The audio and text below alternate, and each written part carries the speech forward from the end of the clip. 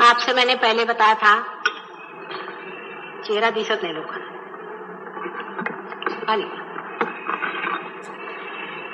कि किस तरह से एक शक्ति 3 में बट जाती है और 3 गुणों में कार्यान्वित होती है। त्रिगुण में वो कार्यान्वित कैसे होती है कि पहली शक्ति, जिसे कि हम महाकाली की शक्ति कहते हैं, जो आदिशक्ति का एक स्वरूप है, उससे संसार में स्थिति होती है, चीज होती है, क्रिएशन होता है, जिससे हम होते हैं। उस शक्ति से ही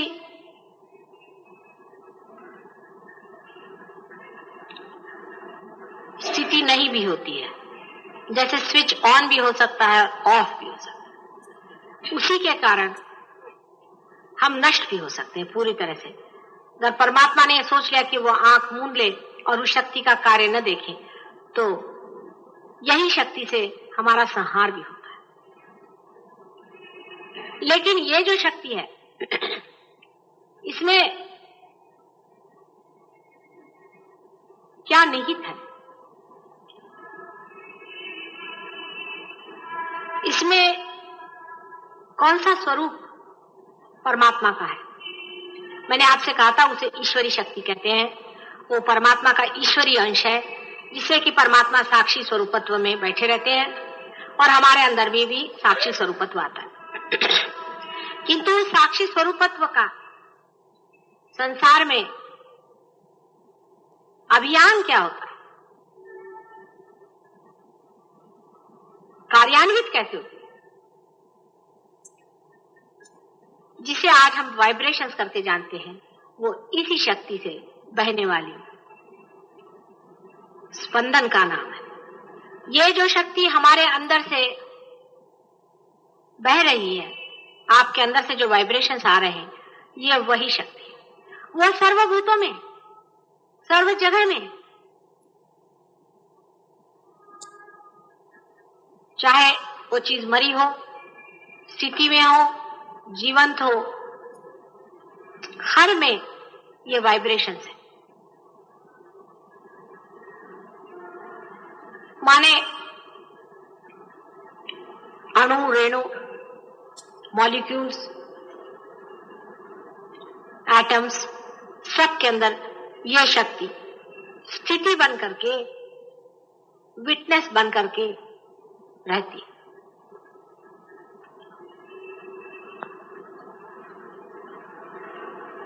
इसको बहुत से लोग चैतन्य लहरी भी कह सकते हैं, लेकिन मैं इसे चैतन्य नहीं कहूंगी।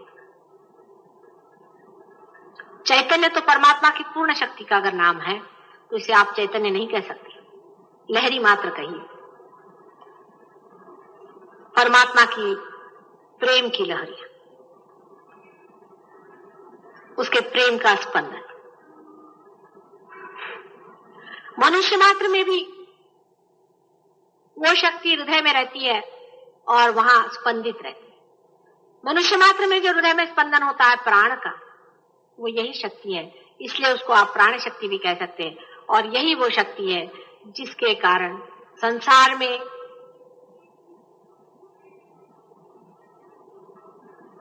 प्राण है, माने लाइफ, जिसको आप लाइफ कहते हैं।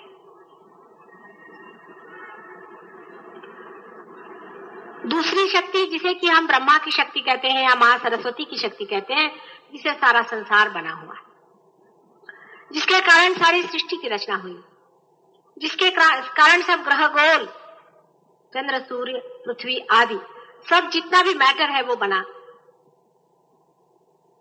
उस क्रिएटिव फोर्स को आप महासरस्वती की शक्ति कहते हैं।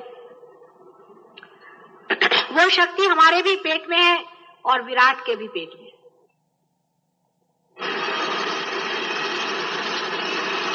वो सब प्राणी मात्र के पेट में स्थित होती।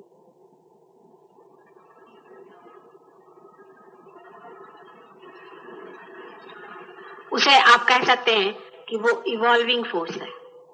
अगर किसी अमीबा को भूख न लगती तो वो इवॉल्व नहीं होता। उसका उत्थान नहीं होता। वो शक्ति हमारे पेट में स्थित है।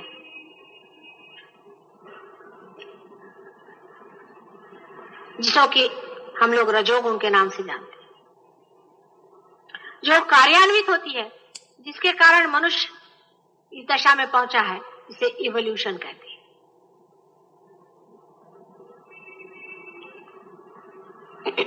तीसरी शक्ति इसके बराबर बीचों बीच होती है, जो विराट के सहस्त्रार में नीचे जो लिम्बिक एरिया है, चेतना स्वरूप होती है, जिसे अवेयरनेस कहते हैं।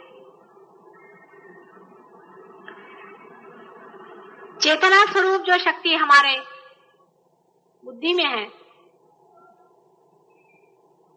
उसे हम महालक्ष्मी की शक्ति कहते हैं।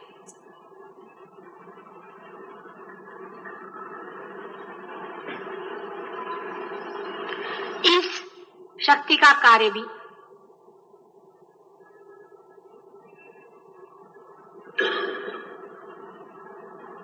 ऐसा है कि जो कुछ भी संसार में हो रहा है उसे जानना। जैसे कि एक अमीबा को भूख लगी या किसी जानवर को भूख लगी और वो किसी चीज की ओर उठा, उसने अपनी गर्दन उठाई, उसकी गर्दन बड़ी होने लगी, लेकिन उसकी भूख पूरी हुई या नहीं, इसको जानने की शक्ति ही यह शक्ति।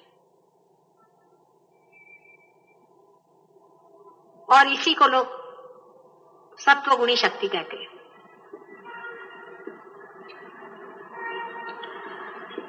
इन तीनों शक्तियों को जब एकाकार हम पाते हैं तभी सल्वेशन होता है। यह गुणातीत दशा है। माने आपके हाथ में से अभी वाइब्रेशंस बह रहे हैं, जैसे आप पार हो गए, ये इसका प्रूफ है। इसकी आपको चेतना भी है, आप जानते भी हैं कि आपके अंदर से वाइब्रेशंस भर रहे हैं। आप ये भी जानते हैं कि दूसरे के अंदर वाइब्रेशंस है या नहीं। आप ये भी जानते हैं कि उसकी कुंडलिनी कहां अटक रही है। और तीसरे, आपके अंदर वो भी शक्ति आ गई कि आप दूसरों को इवॉल्व कर सकते हैं, आप दूसरों की जागृति कर सकती हैं, दूसरों को पार कर सकते हैं। क्या आप समझ सकते हैं कि आप इतने बड़े हो गए हैं कि आप दूसरों को इवॉल्व कर रहे हैं? आपके दिमाग में भी ये बात नहीं आती। आप समझ भी नहीं सकते कि तीनों शक्तियां आपके अंदर में एकत्रित होकर के बह रही हैं, और इसीलिए आपकी इसकी चेतना भी है, आप जानते भी।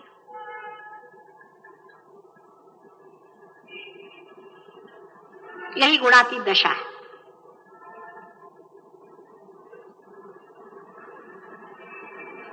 इन तीनों दशाओं को